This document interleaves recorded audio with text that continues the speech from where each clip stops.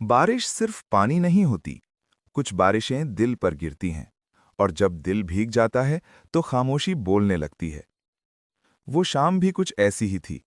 आसमान पर गहरे बादल थे, सड़कें बारिश से धुल चुकी थीं, और हवा में मिट्टी की खुशबू घुली हुई थी। शहर शोर में डूबा था, लेकिन एक छोटे से चाय के ठेले के पास वक्त जैसे रुक गया था।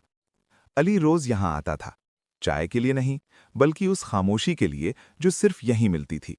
और शायद उस लड़की के लिए भी, जिसका नाम वो नहीं जानता था, लेकिन जिसकी मौजूदगी उसके दिन की सबसे खूबसूरत बात बन चुकी थी। वो आती, खामोशी से चाय लेती और सामने सड़क को देखती रहती, जैसे किसी याद का इंतजार हो। न बात न परिचय, बस नजरें, और उन नजरों में एक अनकही कहानी। उस दिन बारिश कुछ ज्यादा थी और खामोशी थोड़ी कमजोर।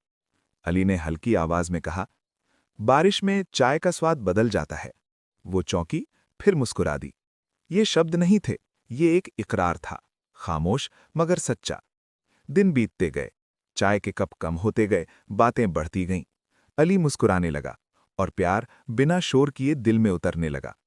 एक दिन बारिश के बाद अली ने कहा, आज कहीं और चलें? उसने सिर झुका लिया। ये हाँ थी। वे एक बाग में गए। फूल खिले थे, हवा नरम थी। उसने एक फूल को छुआ। अली ने मुस्कुराकर कहा, फूल खामोश होते हैं, लेकिन पूरा एहसास देते हैं, बिल्कुल तुम्हारी तरह। उसी पल अली ने उसका हाथ थाम लिया। ये चाहत नहीं, एतबार था। फिर वक्त ने रंग बदला। उसकी आवाज कांप गई। मेरी शादी कहीं और तय हो रही है।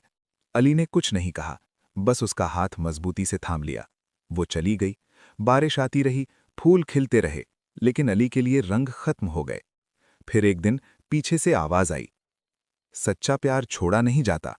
वो मुड़ा, वो वापस आ गई थी। बारिश फिर खूबसूरत लगने लगी, और प्यार पूरा हो गया।